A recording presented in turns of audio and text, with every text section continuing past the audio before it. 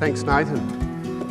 And thanks, Minister and Tony, for agreeing to join us here today to provide some informed insights into some of the issues facing agriculture in Western Australia today more broadly, and also some of the opportunities. Today's panel session is not designed to get our panellists' views of the issues of the day.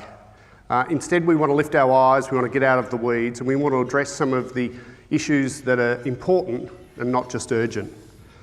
We want to focus on the policy settings and decisions that are required or are demanded over the next 5 to 10 years to ensure that agriculture in rural Western Australia, A, remain vibrant for years and decades to come, and B, they're fully equipped to deal with the numerous challenges that are both present and on the horizon. To start off, I'm going to give you both some latitude and provide 3 to 5 minutes for you to give the audience your views on some of the key policy areas that are facing WA agriculture today. We'll then get into a question and answer session, both from myself and from the Slido app. And the instructions on the Slido app were on the screen, so I hope everyone's downloaded the app. So, Minister, if you'd like to lead off with 3 to 5 minutes with your key policy issues facing WA agriculture. Well, I had 5 minutes, so I'm going to take my 5. But thanks very much. I'll just pop over here. Look, great to be here, and just want to say just so fantastic to see so many people from across the business community come here today to hear the great story that is West Australian agriculture. Now, on the 2021 figures, which are the latest that we've got reliably, the agricultural production plus the agriculture add value is an $18 billion per annum industry. I mean, this is extraordinary. We suspect that when the figures come in for the 21-22, that this will exceed 20 billion. So at the very least, an $18 billion industry that we have here. And on our latest figures that we've got from ABARES, that $12 billion of that is export, an extraordinary performance. Of that, our grains and our oil seeds are around 9 million, and our livestock about 2.5. And I think it's just really important to get our head around some of that scale of this industry. And that this story, that in the last 20 years, over the last 20 years, that we've seen WA agriculture and food exports have grown by a compound annual growth rate of 5.3%, which equates to a total increase of 280% over that period. So amazing, a testament to the incredible hard work, ingenuity of our farming community, all of the support infrastructure that has gone on, the technological development, the agronomy, and of course backed by really important government investment in R&D and biosecurity. So the outlook for this industry is really incredible, and the achievement, and to be able to have achieved a 24 million tonne harvest of grain harvest this year during the when we still had borders closed was a pretty amazing achievement. But we have big issues. We have biosecurity, and I can assure everyone that our government has been absolutely alert to the fact of the increasing incidence of threat of biosecurity, and we made a decision last year to really ramp up our preparedness, and we have really elevated that budget and put in place a whole team that has been out there and has been able to ensure that we, Paul, at a state level, absolutely have a crack team going around ensuring that all 14,500 registered livestock owners are constantly getting updates on what to look for. But of course we do see climate change. It's been risk, I know there'll be another little article in the Farm Weekly, because I've said this, but it is The issue around climate change is both a real challenge but an incredible opportunity, and we believe that there is an enormous opportunity for us to get ahead of the curve here, to really be investing in those technologies that are going to see us be able to sequester carbon, whether it's strategic tree planting, the amazing effort that we're working with farmers to develop soil carbon methodologies, the work that we want to do in terms of hydrogen, and I know we have some hydrogen tractor people here today, but the opportunities for us to have fertiliser manufactured from renewable hydrogen, the opportunities for us to have farm vehicles that are powered by renewable power, be it electric or hydrogen.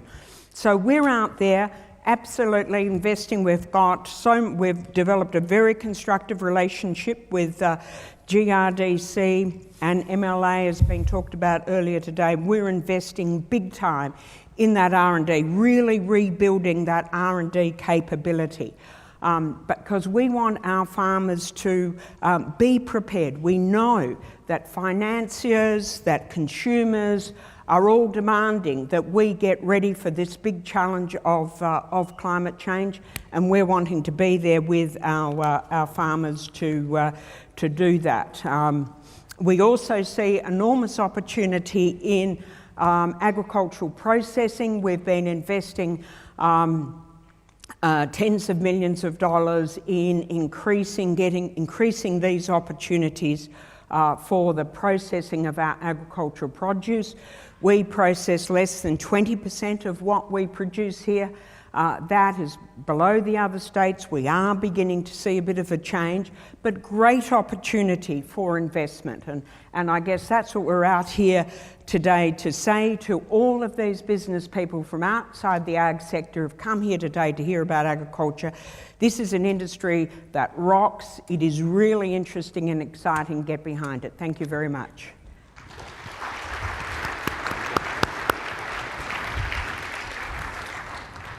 Thanks, Minister. Thanks, Cam. Can I just say congratulations to Danielle and the Dowerin Field Days on a great event.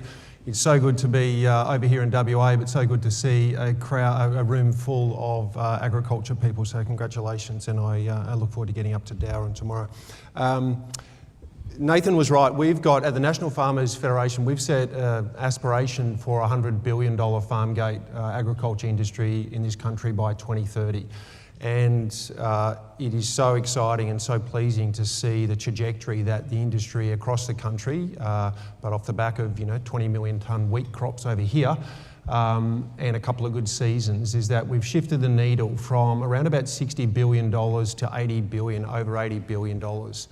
And that has been largely driven off a couple of good seasons. But if we have a couple of more good seasons and WA delivers another bumper wheat crop, cereal crop, then we're going to get to $100 billion probably before 2030, and I think that's super exciting. So long may it continue.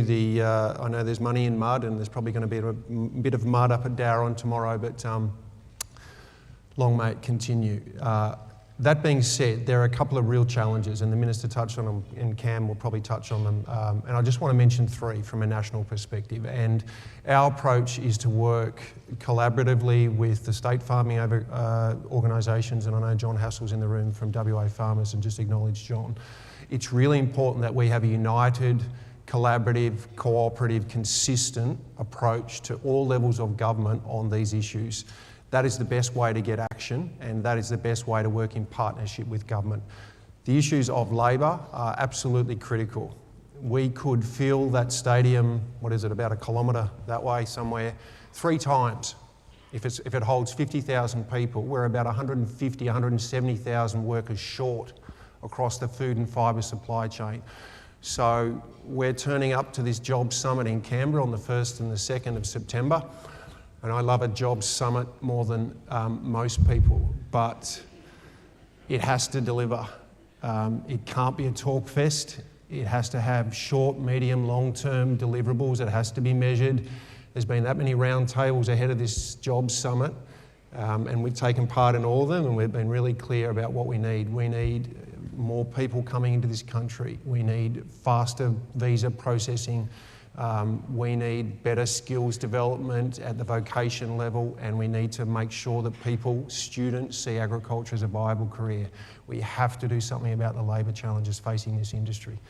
The other issue Minister touched on, biosecurity. We've been saying for far too long that we've been dodging bullets, and with lumpy skin, foot and mouth disease, myrtle rust, capra beetle, you name it, this country's under siege. And we have to do better from a biosecurity system, because it underpins, as you all know, it underpins everything that we do in this sector. And the other issue is sustainability.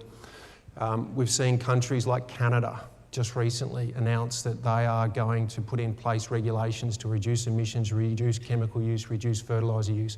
Similarly, for countries like Netherlands, major agricultural producers are putting in place regulations that will, in the worst case scenario, cripple agriculture and cripple rural and regional communities and cripple farm businesses. So, in a positive way, the Australian agriculture industry has a great story to tell.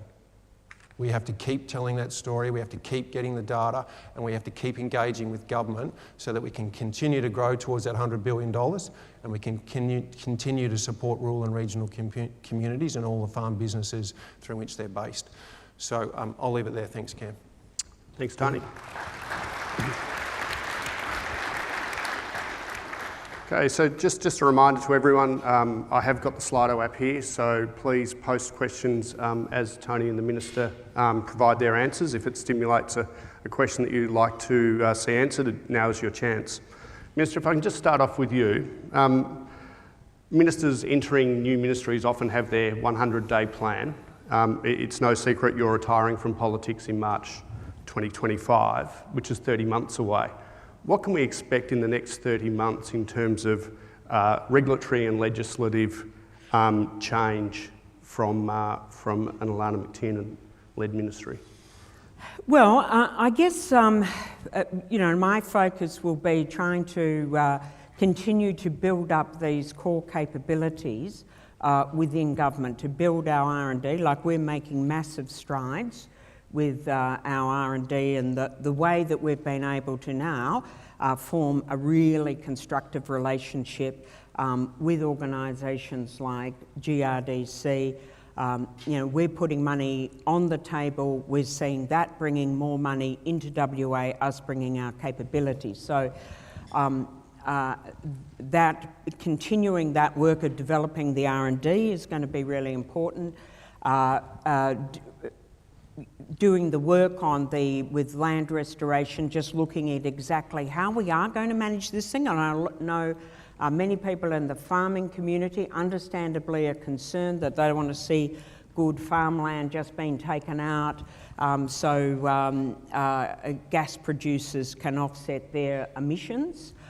So making sure that we have equipped farmers to really understand what the optimum outcome is going to be for them, how that they can take advantage of some of these opportunities without compromising their production, and indeed how some of this stuff in fact might make their land more productive. So that's going to continue to be a big focus of what we do.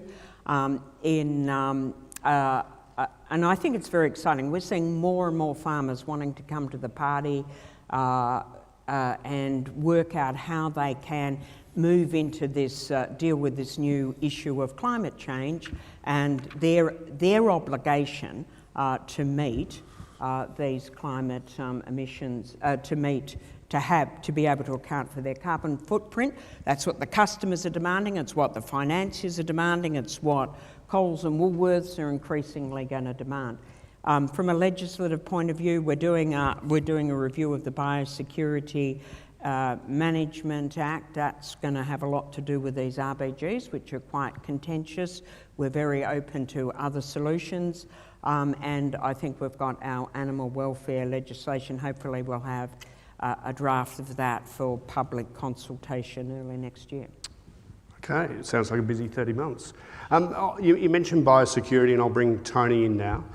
Tony, you're obviously well briefed on the situation with lumpy skin disease and also foot and mouth. And in Australia, we've seen calls to ban travel to Indonesia and Bali in particular to try and prevent the incursion of largely foot and mouth, but also lumpy skin. The NFF doesn't support this. You've no doubt been briefed by experts in the field. From an epidemiological perspective, what is the likelihood of the virus being transferred here on a tourist footwear? And the second question is, what other factors influence your decision apart from the epidemiology of the disease?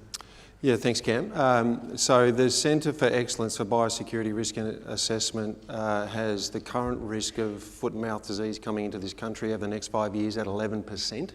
And while we've placed a lot of focus and a lot of media attention on, mud on the bottom of people's shoes or on the mountain bikes or golf clubs and things like that, it is definitely a risk. It can come in on a whole range of other mediums and channels though. It's, imported food products, it can be on clothing, it can be on machinery. So while we've talked about and rightly put in place things like foot baths at airports, they are important. There will be a suite of measures that will keep us protected from foot and mouth disease.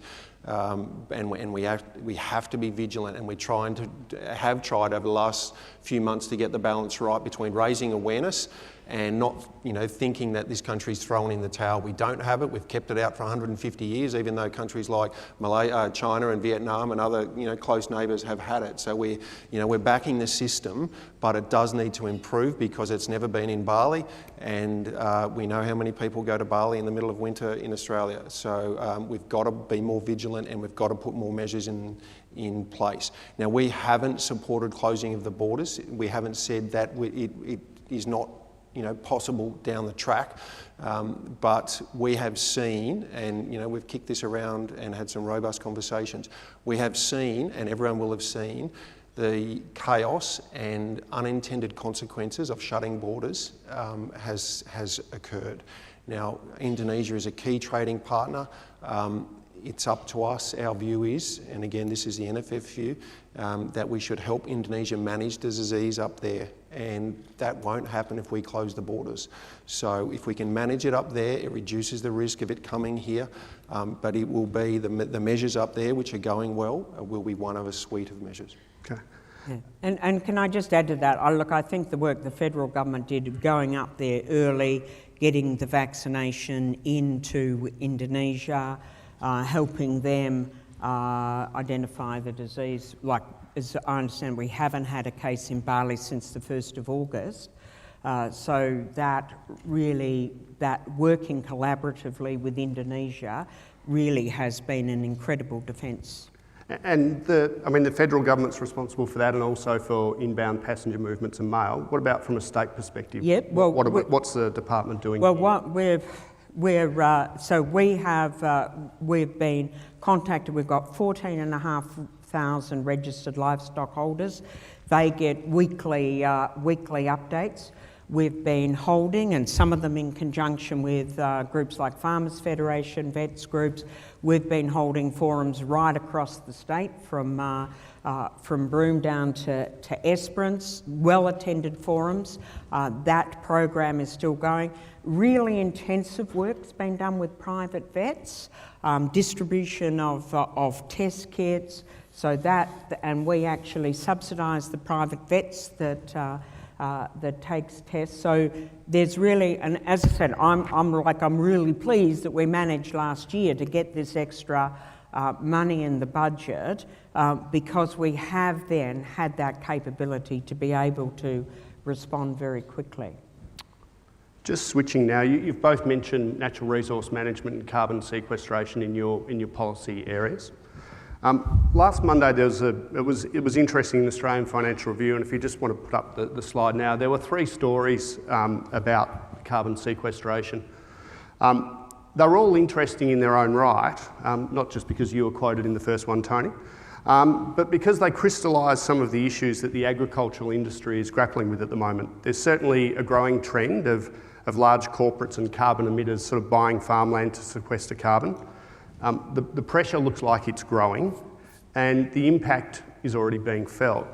So I guess my question is, getting into the specifics of it, why do you see this as a risk or an opportunity? And is there a risk that the WA agriculture industry goes from being a food provider, and I think, Minister, you said a $12 billion export earner, to being a carbon sink for carbon emitters outside of agriculture? Did you first? Sorry, long-winded question. Thank you. So is it a risk or a threat?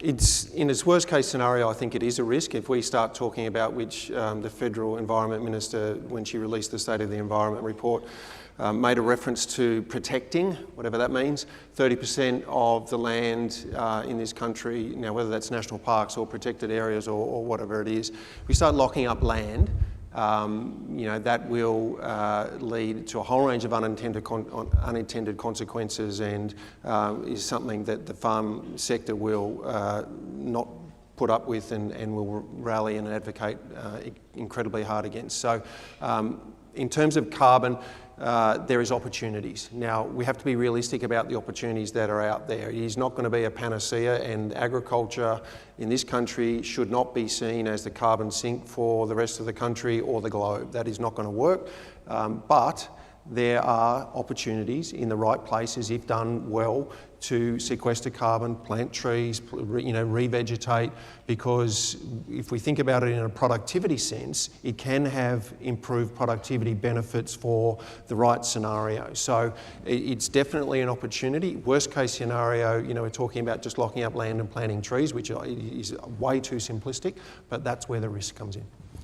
Yeah, look, and I think I really see this as an amazing opportunity, and particularly the areas that we've really, I guess, been focused on is the northern and eastern Wheatbelt, where, these hotter, drier conditions are going to become more of a challenge. How can we avoid this just being, this land being bought up by these hydrocarbon companies and planted out, but how can we actually really work through the science of the model? Like, if you're out in the eastern Wheatbelt, is it sort of like if you planted with these biodiversity corridors 10% of the area, or some are even arguing 20%, do you actually then get some income from that, and B, some real productivity gains? Now, I know this is hotly contested. What we're trying to do is help those farmers that are really interested in trying this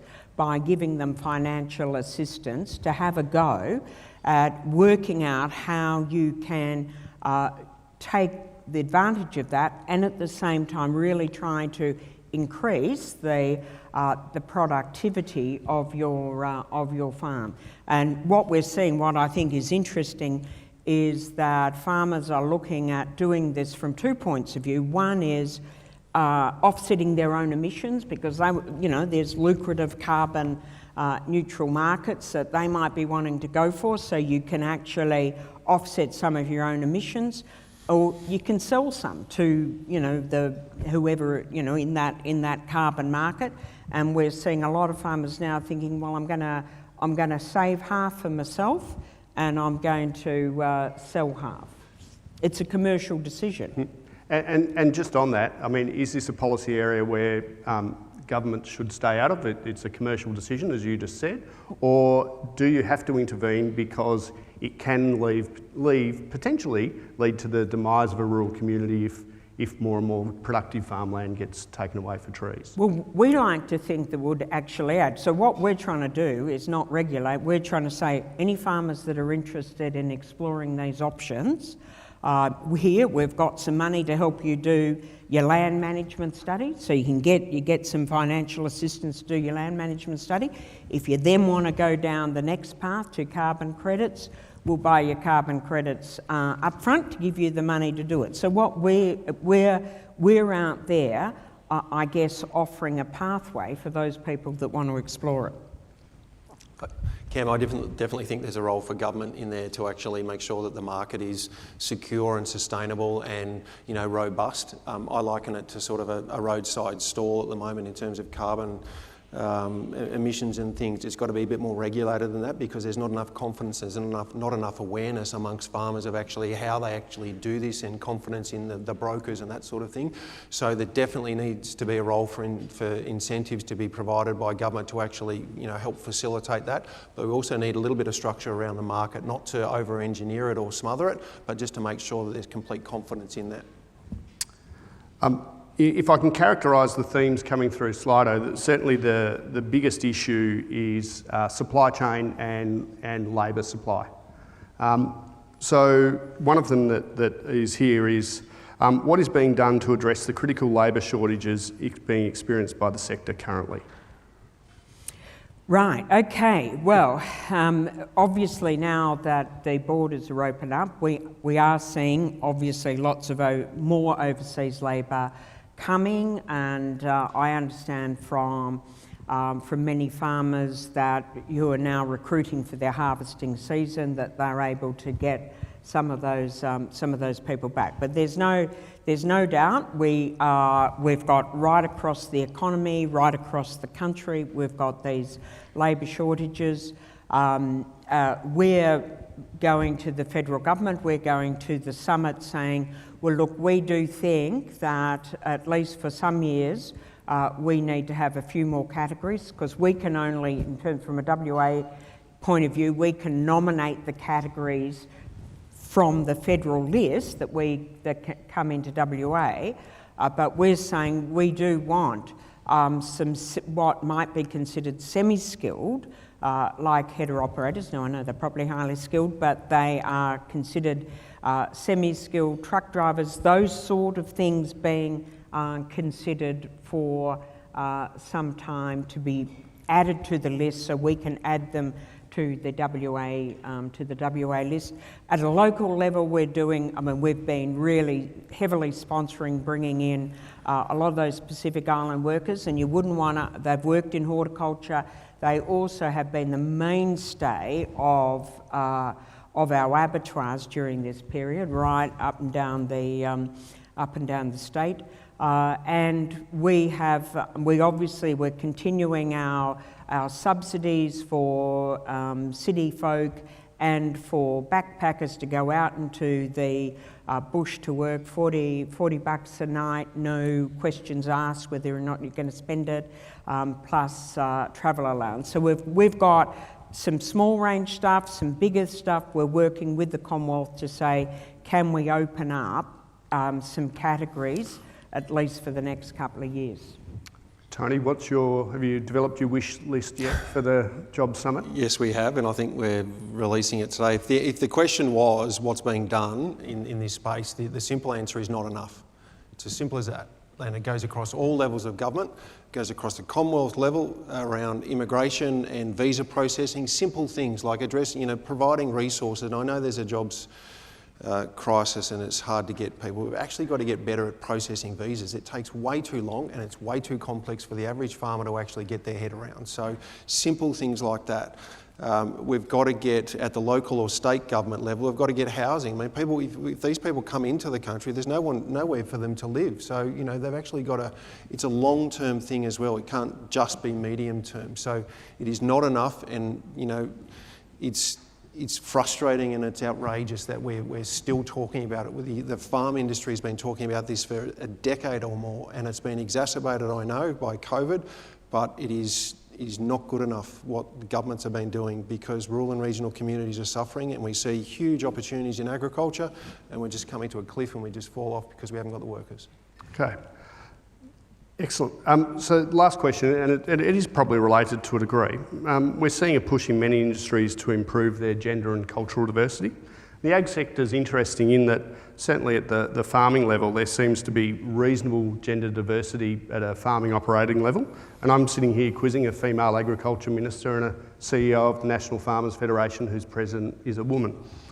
But is agriculture a leader or a laggard in terms of gender and cultural diversity at leadership levels, and what is the recipe for success if you say it's more in the laggard category? Well, I have to say, when I came back, when I got this portfolio in 2017 and started going to these to forums, going around meeting all the different grower groups.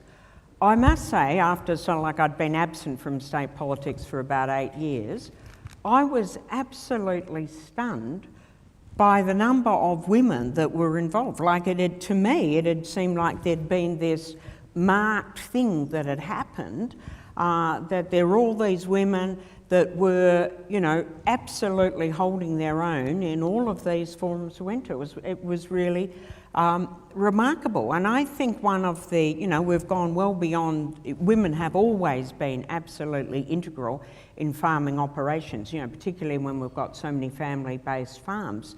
But it's gone well beyond the days of ladies bring a plate, you know, in the sort of complex decision-making that farmers are having to engage in at every level. Obviously, I feel that there has been a real elevation, and that what I'm seeing is actually really genuine partnerships in the decision-making processes on farms.